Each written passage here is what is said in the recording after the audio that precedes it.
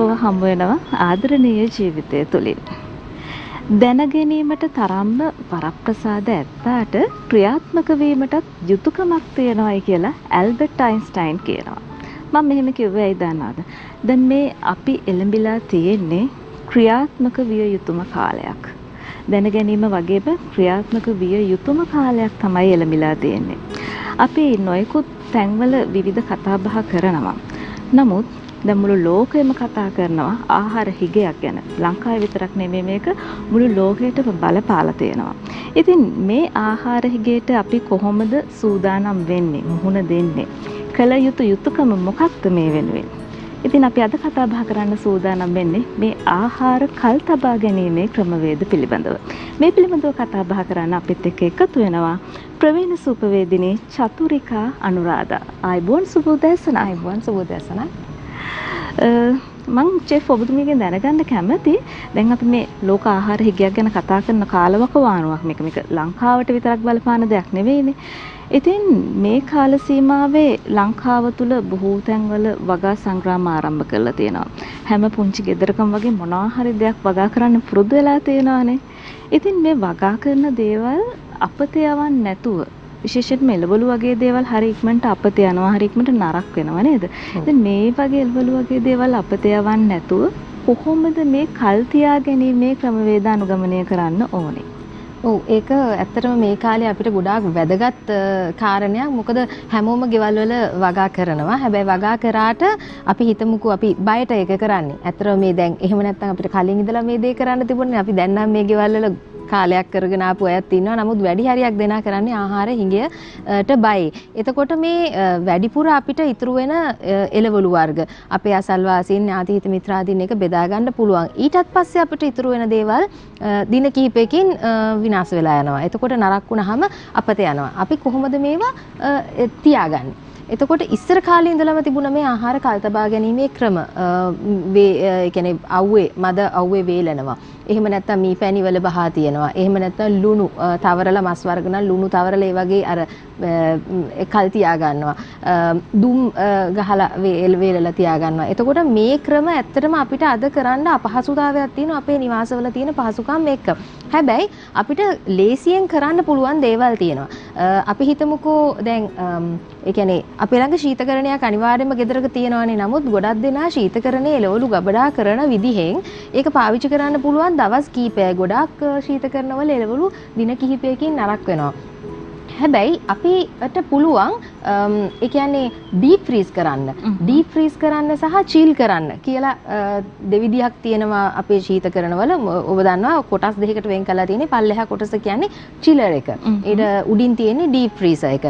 එතකොට සාමාන්‍යයෙන් අපි හිතමුකෝ අපි තක්කාලි වගේ දැන් ගොඩක් ගෙවල් වල තක්කාලි හදනවා. ඒතර තක්කාලි කියන්නේ ඉතා ඉක්මනින් නරක වෙලා කුණු වෙලා යන දෙයක්. ඒතර තක්කාලි අපිට පුළුවන් එක්කෝ අවුවේ කියන්නේ හොඳින් වේලලා අවුවේ වියලා ගන්න පුළුවන්. අපි ඒකට අර සන්රයිඩ් ටොමැටෝ කියලා කියනවා. ඒවා ඇත්තට වෙළඳ පොලේ විකුණන්නත් තියෙනවා. ගොඩක් ගණන්. ඒ වුණාට අපිට ඉතා චූටි දෙයයි කරන්න තියෙන ලුණු ටිකක් ඉහලා හොඳින් හොදගෙන ලුණු ටිකක් ඉහපු තක්කාලි අවුවේ වේලලා අපිට හැබැයි ඒක ටිකක් අර තලන්න ඕනේ. මොකද අර ඒක ඇතුලේ තියෙන ඉස්ම ගතිය යන්න අපි ඒක තලලා ආපහු නැවත අවුවේ මද අවුවේ වේල ගන්නවා. හැබැයි මෙතනදී ඔබ පරිස්සම් වෙන්න ඕනේ. මොකද එළියේ අපිට මේ දේ කරන්න වෙන්නේ. එතකොට සත්තු ඉන්නවා ජරාව දූවිලි එහෙම තියෙන තැනක තියන්න එපා. පිරිසිදුකම අපිට මොකද අපි ඒක විජලනයට භාජනය කරාට පස්සේ ඊට පස්සේ අපි ඒකම ආපහු හොදලා අපි ආහාරයට ගන්න. සමහර ඒවා නම් දැන් කොස් මදුළු වගේ දේවල් අපිට ආපහු වතුරට දැම්මහම ඒ පරිමාව එනවා.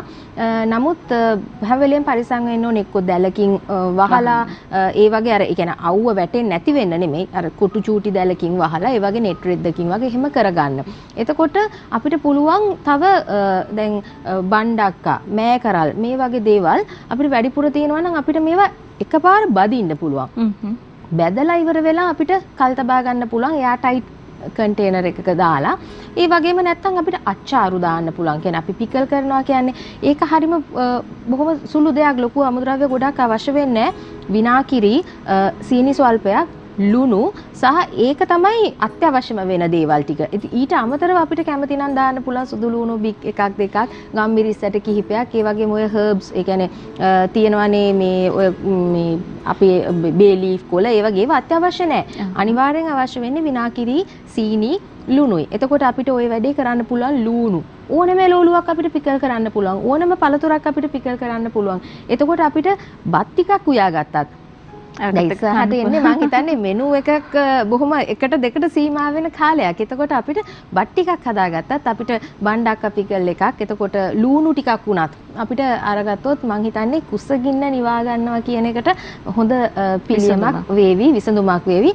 ඒ වගේමයි අපිට ශීතකරණේ අපි බලමුකෝ කොහොමද දැන්. ඒ කියන්නේ ගොඩක් අය දන්නේ එළවලු ටික ගේනවා ශීතකරණයට බෑග් එකක දාලා දානවා. එහෙම නෙමෙයි. කල් තියා ගන්න ගොඩක් පුළුවන් වෙන්නේ ශීතකරණයකට දාන විදි තියෙනවා. අපිට සාමාන්‍යයෙන් අපි කොළ වර්ග නම් අපි දන්නවා මේ පත්තර කොළයක කඩදාසියක, පත්තරයකම නෙමෙයි කඩදාසියක හොඳින් ඔතලා, ලීක්ස් උනත් එහෙමයි හොඳින් ඔතලා ඒ වගේ දැම්මොත් අපිට යම් කාලයක් තියාගන්න පුළුවන්. ඒ වගේම තමයි දැන් ඒ කියන්නේ කෑන් කරන විදිහක් තියෙනවා. ඒක දැන් අපි හිතමු ෆ්‍රීස් කරනවා වුණත් එළවලු කෙලින්ම ඩීප් ෆ්‍රීසර් එකේ දැම්මොත් එහෙම එළවලු මල්ලක් අපිට ඒක ඊළඟ දවසේ එළියට ගන්නකොට ඒක අර මෙහෙම වතුර ගැටියට කෙලින්ම පොඩි වෙලා මේව වෙලා යනවා. අපිට ඒ එළවලුවෙන් වැඩක් ගන්න බැරි වෙනවා. හැබැයි ෆ්‍රීස් කරනකොට මතක තියාගන්න ඕනේ අපි සාමාන්‍යයෙන් දැන් අපි ඒත් ගමු තක්කාලිම කියලා. එක්ක නැත්නම් වෙනත් එළවලුවක් මිරිස් වගේ දෙයක් ගමු. අපිට පොඩි ට්‍රේ එකක් අරගෙන ඒ ට්‍රේ එකට මේ කියන්නේ තෙතමනිය උරන විදිහට පොඩි කොලයක් බේකින් පේපර් එකක් හරි දාලා අපි තියන්න ඕනේ එළවලුව ටිකක් එකින් එකට ඈතින් ඈත තියලා ඒක අපි ඩීප් ෆ්‍රීසර් එකට දාන්න ඕනේ. එතකොට අර තක්කාලි ගෙඩිය වුණත් තනිකරම ෆ්‍රීස් වෙනවා. ඒ කියන්නේ ගල් වෙන මේකට ෆ්‍රීස් වෙනවා. ඒ ෆ්‍රීස් වුණාට පස්සේ අපිට පුළුවන් වෙන මොකක් හරි එයා ටයිට් කන්ටේනර් එකකට හෝ එක්ක නැත්නම් අර සිප්ලොක් බෑග් එකකට දාලා, මොකද එහෙම වුණාම අර එකිනෙකට ඇලෙන ගතියක් නැහැ. ඒ වගේ අපිට අර ඉස්සෙල්ලා ෆ්‍රීස් කරලා ඊට පස්සේ දෙවෙනි වතට හැබැයි මතක තියාගන්න ඕනේ මේක මේ ෆ්‍රීස් කරලා එළියට අරගෙන තව පැය ගාණක් එළිය තියලා කරන දෙයක් නෙමෙයි. ටට්ටක් ගාලා එවෙලෙම කරන්න ඕනේ. එතකොට ඕනෑම එළවලුවක් මේ විදිහට ෆ්‍රීස් කරන්න පුළුවන්. සාමාන්‍යයෙන් සති 2ක් 3ක් ඒ වගේ කාලයක් තියාගන්නත් පුළුවන්. ඊට වැඩි කාලයක් තියාගන්න නම් අපි අර සාමාන්‍යයෙන් කියන්නේ බ්ලාන්ච් කරලා දැන් අපි හිතමුකෝ බෝංචි ඒ වගේ දේවල් ඕනෙම එළවලුවක් බ්ලාන්ච් කරනවා කියන්නේ එක්තරා පිසීමේ ක්‍රමයක්. වතුර නටන වතුරට අපි බෝංචි වගේ නම් අපි ටක් ගාලා ඒක දාලා මේ එසැනින් අර පාට වෙනස් වෙන්නට කලින් ටක් ගාලා යම් චූටි තැම්බීමකට ලක් වෙන්නේ. එතකොට ඒ එළවලුවේ හොඳට වර්ණය, රසය, ඒ ගුණය, ඒ හැමදේම රැඳිලා තියෙනවා. බ්ලාන්ච් කරලා අරගෙන ඊට පස්සේ යා ටයිට් කරලා අපිට ඩීප් ෆ්‍රීසර් එකට දාන්න පුළුවන්. එතකොට සමහර ආහාර ද්‍රව්‍ය ග්ලේස් කරනවා කියලාත් කියනවා නේද?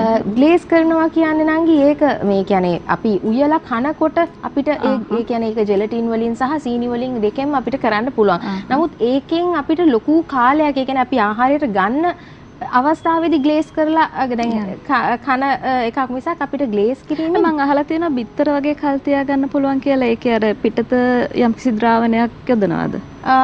මෙහෙමයි අපිට සාමාන්‍යයෙන් ඔලිව් ඔයිල් පාවිච්චි කරලා බිත්තර වගේ දේවල්, ඒ කියන්නේ අපිට අපි හිතමුකෝ කහමදය ගන්නවා කියලා ඒක මේ ඩිහයිඩ්‍රේට් කරලා කාලයක් තියාගන්න පුළුවන්. නමුත් අර ඒ කියන්නේ බිත්තරේ නරක් වීම ඒ තියෙන විදිහටම තියලා, ඒ කියන්නේ ඔයා කියන්නේ අර කට්ටේ වතු පිට දෙයක් ගෑව. මොකද බිත්තර කටුව පෝරස් කියන්නේ ඒකේ චූටි චූටි සිදුරු සහිතයි. ඉදි කටු තුඩු වගේ අපිට ඇහැට නොපෙනෙන සිදුරු සහිතයි. එතකොට මේ සිදුරු වලින් අර ඇතුළට විස බීජ යන්න පුළුවන්, වාතය යනවා. ඒ නිසා කල් තියාගන්න බැරි වෙනවා. ඒක වළක්වන්න තමයි ඔය වටේට එක්ක අපිට පුළුවන් ලුණු උනත් ඕක කරලා ලුණු වලින් අර ක්‍රස්ට් එකක් වගේ හදලා එහෙම තියාගන්න. නමුත් ඒක ගොඩාක් කල් තියන්න බෑ.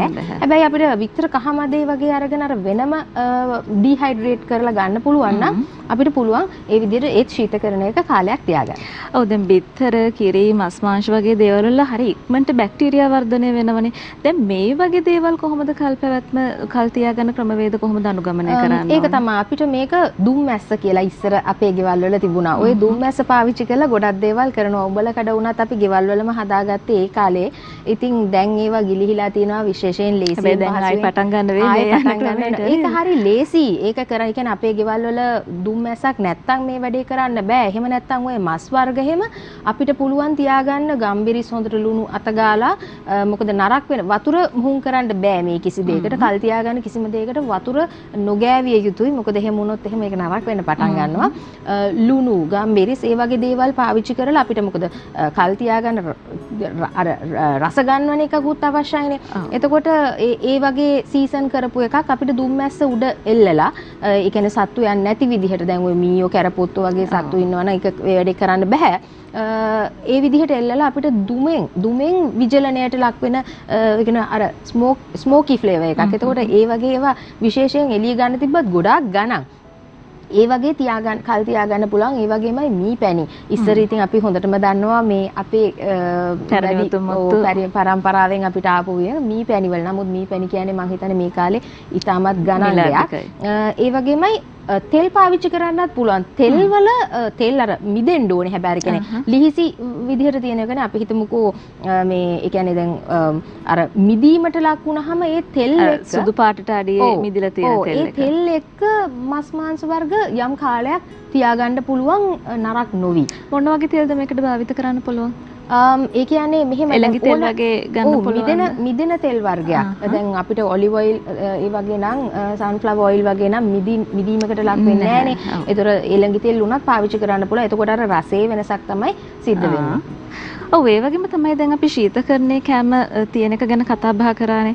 දැන් බොහෝ පිරිසක් මේ ශීතකරණය පාවිච්චි කරන නිවැරදි ආකාරය දන්නේ. අපි එළියෙන් ගේන හැම දෙයක්ම බොහෝ වෙලාවට මේ ශීතකරණය තුල තැම්පත් කරන්න තමයි බලන්නේ.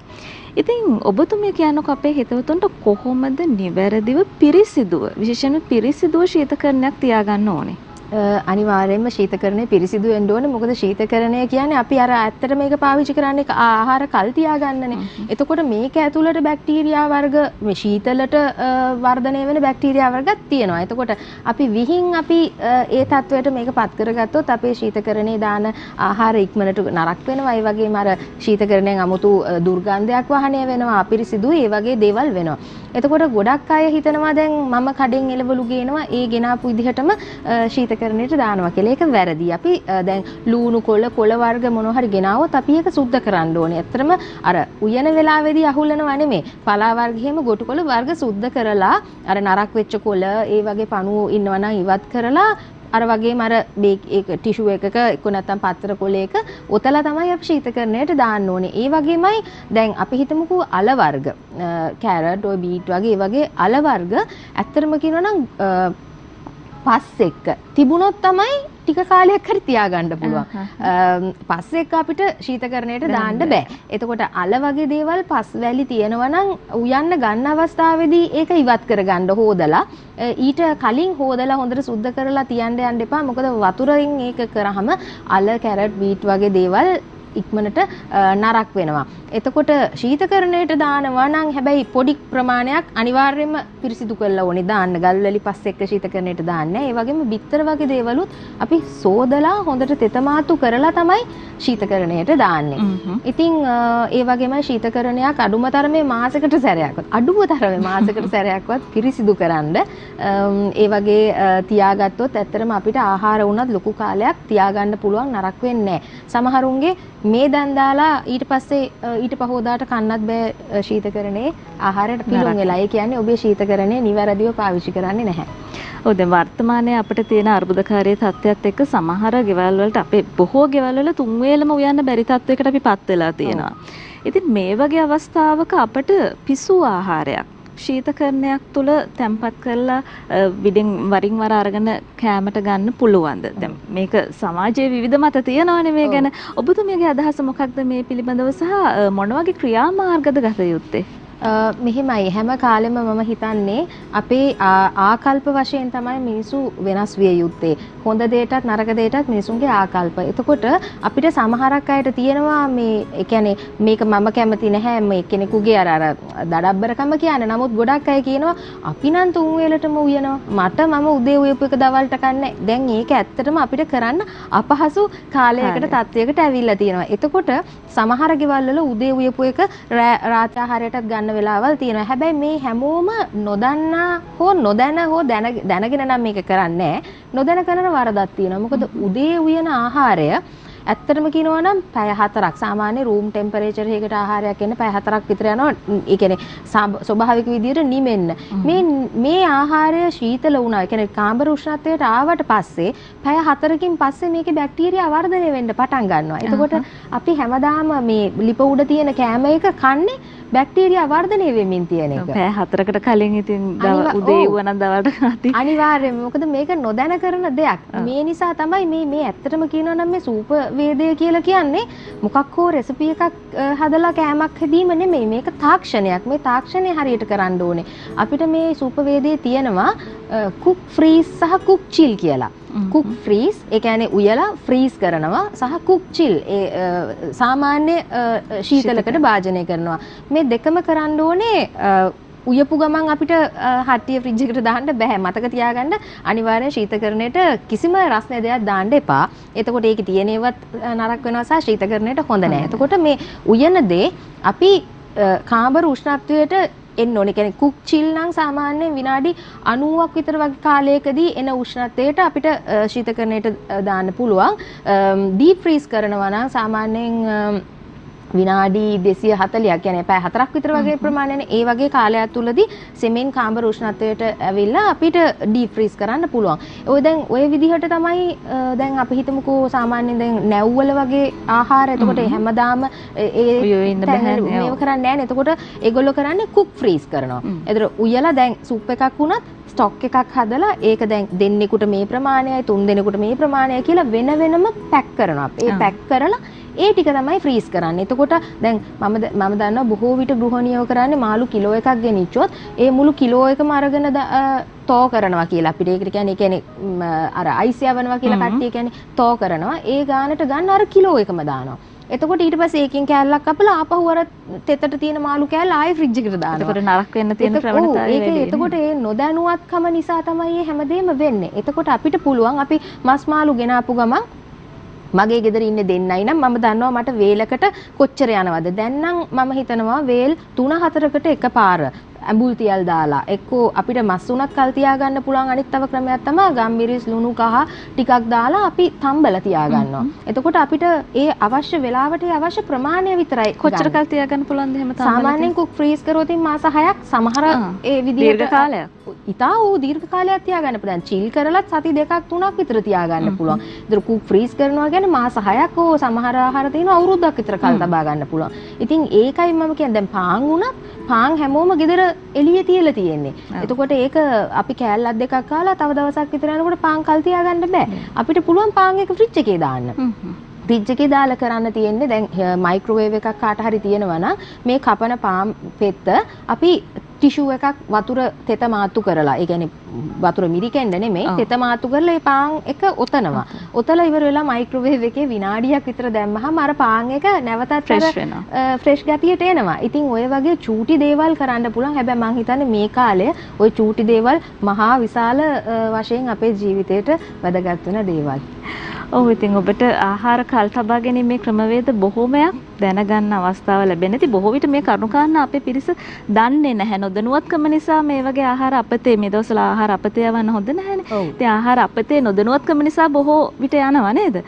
ඒ වගේම තමයි මම කැමතියි ඔබතුමීගෙන් දැනගන්න දැන් අපි ධාන්‍ය වර්ග ගොඩක් වෙලාවට ධාන්‍ය වර්ග වලට තියෙන ගැටලුවක් තමයි මේ ඉක්මනටම ගුල්ලෝ එනවා. එහෙම නැත්නම් විවිධ ආකාරයෙන් සවුත් වෙන්න බලනවා. ධාන්‍ය වර්ග කොහොමද කල් තියාගන්න හොඳම ක්‍රමය මොකක්ද? ධාන්‍ය වර්ගත් මෙහෙමයි. ධාන්‍ය වර්ග උනත් අපිට දැන් පිට රටවල් වල වගේ නම් ෆ්‍රිජ් එකේ කියන්නේ චිලර් එකේ දාන වෙලාවල් තියෙනවා හාල්ලා එහෙම. නමුත් ඒ වුණාට අපිට ඒ වැඩේ කරන්න බෑ. මොකද අපේ පරිභෝජනයේ ඉතා විශාල ප්‍රමාණයක් තියෙනවා. අපිට පුළුවන් මේ වැඩේ කරන්න දැන් සමහර වෙලාවට ඒ කියන්නේ ලූස් ගේන මේවට අපිට දැනටමත් ඒ වගේ ගුල්ලෝ ඉන්න පුළුවන්. එතකොට අපිට පුළුවන් ඕකට මේ කුරුඳු කරාබු නැටි ඒ වගේ අර සැර මේ කුළුබඩු තියෙන්නේ. අන්න ඒ වගේ දේවල් ගම්බිරිස් ඇට ඒ වගේ දේවල් දාලා තියන්න පුළුවන්. එතකොට අර සත්තු ඒ බෝ වෙන ප්‍රමාණය සීමා සහිත වෙනවා අඩු වෙනවා. ඒ වගේමයි වැක්යුම් කරලා තියන්න. දැන් වැක්යුම් මැෂින්ස් නම් කාගවත් ගෙවල් වල නැහැ. නමුත් මේ වැක්යුම් කරලා තියන්න පුළුවන් නම් සිප්ලොක් බෑග් වල වගේ දාලා ඒ වගේ දේවල් කරන්නත් පුළුවන්. ඉතින් ධාන්‍ය වර්ග අපි හිතමුකෝ දැන් කඩල පරිප්පු ඒ වගේ දේවල් වීදුරු බෝතල් වල ඇසුරුවත් ඒ ගේන වෙලාවේදී අර ගුල්ලෝ හිටියොත් බිත්තර තිබුණොත් අපි වීදුරු බෝතල් වල ඇතුලේ තිබ්බත් මේ වැඩේ වෙනවා. ඒ නිසා අර වගේ චූටි දේවල් කර මොකද ධාන්‍ය කියලා කියන්නේ අපිට තෙතමන ගතිය ඒ කිසි දෙයක් එක්ක සෙල්ලම් කරන්න පුළුවන් දෙයක් නෙවෙයි. ඔව් ඒ වගේම තමයි දැන් අපි මේ ක්‍රමවේද කිහිපයක් ගැන කතා කරා. ඊට අමතරව මොනවා හරි කරන්න පුළුවන් තාක්ෂණික ක්‍රමවේද තියෙනවද අපිට? තාක්ෂණික ක්‍රමවේද කියන්නේ ආහාර කල් තබා ගන්න පුළුවන්. අපිට තාක්ෂණය පාවිච්චි කරන්න පුළුවන් මෙතනදී. දැන් අපි හිතමුකෝ ඒ කියන්නේ ප්‍රෙෂර් කුකර් එක වගේ තියනවා කියලා අපිට මාළු වර්ග තියනවා නම් අපිට ඇත්තටම සැමන් හදා ගන්න පුළුවන්. ප්‍රෙෂර් කුකර් එකේ සාඩින් ඒ කියන්නේ මාළු වර්ගයක් සැමන් හදා ගන්න මාළු එක ඉක්තා ඉක්මනට ඉදව ගන්න පුළුවන්. එතකොට අපිට ඒක මේ එයා ටයිට් කෑන් එකක බෝතලයක දාලා අපිට ඒ විදිහට කල් තියා ගන්න පුළුවන්. එතකොට මයික්‍රෝවේව් එකක් තියෙනවා නම් මයික්‍රෝවේව් එක පාවිච්චි කරලා ඩිහයිඩ්‍රේට් කරන්න පුළුවන්. අපි හිතමුකෝ එළවලු හෝ මොනවා හරි පළතුරු පෙති වශයෙන් කපලා ලුණු ටිකක් සීනි ටිකක් එක්ක දාලා සාමාන්‍යයෙන් දැන් අපි හිතමුකෝ ඇපල් කියලා. ඇපල් ගෙඩිය දැන් නම් ඉතින් ඇපල් කන ඇපල් සමහරලාට වෙළඳ පොලේ ගන්නත් නැහැ නේද? ඒ වගේ තත්ත්වයක් උද්ගත වෙලා තියෙනවා. ග්‍රීන් ඇපල් එහෙම නැත්නම් කොළ ඇපල් එක එහෙම ගන්න පළතුරු ඇත්තටම අඩුයි. ඉතින් නමුත් මේක පළතුරු වලට විතරක් නෙවෙයි එළවලු වලටත් කරන්න පුළුවන්. චිප්ස් හැටියට හදලා මොකද මයික්‍රෝවේව් එක කියලා කියන්නේ ජල වාෂ්ප ඔක්කොම උරා ගන්න. ඒ කියන්නේ ඉවත් වෙලා යනවා ඩිහයිඩ්‍රේට් වෙනවා.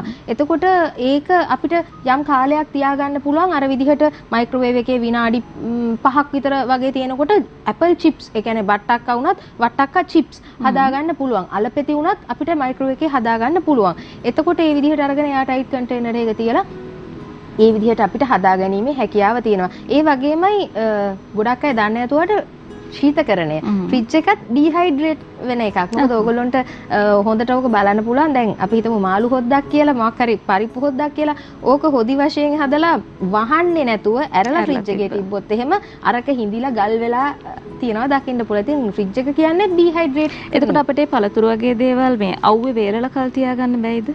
පුළුවන්. අනිවාර්යෙන් පුළුවන්. මොකද අපි සන්රයි කියලා කියන්නේ අපිට මේ උඩ මේ ගිනි බෝලයක් වගේ තියෙන්නේ ලොකු මේ හරි ශක්තියක්. ඉතින් ඒකෙන් අපි ගොඩක් ප්‍රයෝජන ගන්නවා අඩුයි. සබදාම ලැබුණු දායාද. අනිවාර්යෙන්. මොකද එතන තියෙන්නේ හිතන්නත් බැරි උෂ්ණත්වයක්. එතකොට අපිට විදුලි බිල අඩු කරගෙන අපිට සන්රයි කරගන්නවා කියලා කියන්නේ ගොඩක් මේ සන්රයි මේ පළතුරු ভেජිටබල්ස් පිට රටවල් වල හරි ප්‍රචලිතයි. අපේ රටේ එහෙම තාම නැහැ.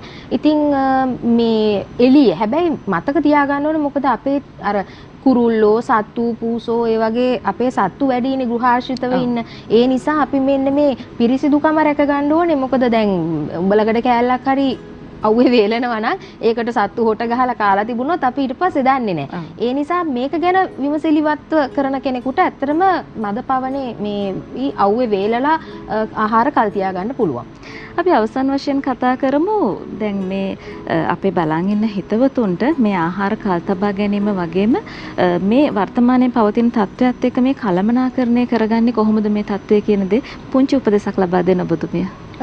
කළමනාකරණය මේ කාලේ විතරක් නෙමෙයි හැම කාලෙම වැදගත්. එකම දේ තියෙන්නේ අපි දැන් ඉස්සර වගේ අපිට හිතෙන දේවල් අපිට කරන්න බෑ. අපි කළමනාකරණය කරගන්න වෙලා තියෙනවා. අද දැන් මේ වෙලාවේ කන්නේ මොන මාළුද? මේ වෙලාවේ කන්නේ මස්ද? එහෙම කියලා බිත්තරද මම කන්නේ කියන එක මේ අපි ගෙදර ඉන්න ටික දෙනත් එක්ක අනිත් එක ගෙදර ගොඩක් වෙලාවට වෛද්‍ය උපදෙස් පිළිපදින අය ඉන්නවා, රෝගීන් ඉන්නවා. එතකොට එහෙම වුණාම තවත් කරදරයි. ඒ වගේ වෙලාවක අපිට අදහසක් තියෙන්න ඕනේ මම මේ වෙලේ හදන්නේ මේක මේ වෙලේ හදන්නේ මේක දැන් තුන් වේලක් අපිට උයන්න බෑ. එතකොට මම උයලා තියාගන්න ඕනේ අපිට මාරුවට කන්න පුළුවන් දේවල්. ඒ වගේම ඔය ටිකට දැන් ගොඩක් වෙලාවල් වල ගෙවල් වල හැදෙන්නේ දෙකක්. බතුත් එක්ක තව මොකක් හරි එකක් හැදෙනවා දෙකක් තුනක් හැදෙන ගෙවල් බොහොම කලාතුරකින්. ඉතින් අර මම ඒකයි කලින් කිව්වේ අර පිකල් දාන්න පුළුවන් අච්චාරු හදන්න පුළුවන් මෝජු ඔය හදලා තියෙන දේවල් දැන් පරිප්පුවක් හදුවොත් අපිට ඒ පිකල් කෑල්ලක් එක්ක බත් කන්න පුළුවන්. මෙන්න මේ අදහස ඔළුවේ තියාගන්න ඕනේ. මේ වෙලේ දැන් උයන්න ගිහිල්ලා දැන් හිතන්න බෑ මම මොකද්ද උයන්නේ කියලා. ඔව්. ඉතින් අපිට ලැබිලා තියෙන කාල වේලාවත් එක්ක අපිට තවත් බොහෝ තොරතුරු තියෙනවා කතා බහ කරන්න. නමුත් මේ වැඩසටහනේ සමුගන්න සිද්ධ වෙනවා. අපිත් එක්ක එකතු වුණේ ප්‍රවීණ සූපවේදිනී චතුරිකා අනුරාධා මහත්මිය. එහෙනම් බොහොමත්ම ස්තුතියි අපිත් එක්ක කතා බහ කරන්න එකතු වුණාට. සුබ දවසක් ප්‍රාර්ථනා කරනවා ඔබට. සුබ දවසක්. අයිබෝන්. ඉතින් ආදරණීය ජීවිතය තුලින් අපි අද දවසේදී තවත් බොහෝ තොරතුරු තියෙනවා කතා බහ කරන්න. රැඳිලා ඉන්න අපි ලබා ගන්නවා කෙටි විරාමයක්.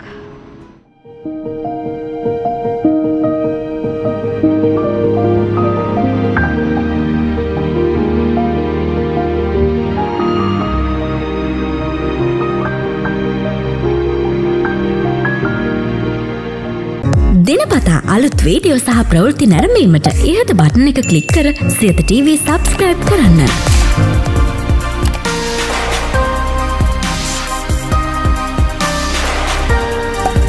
අලුත් වීඩියෝ ගැන මුලින්ම දැනගන්න මෙම සීනුව ක්ලික් කරන්න.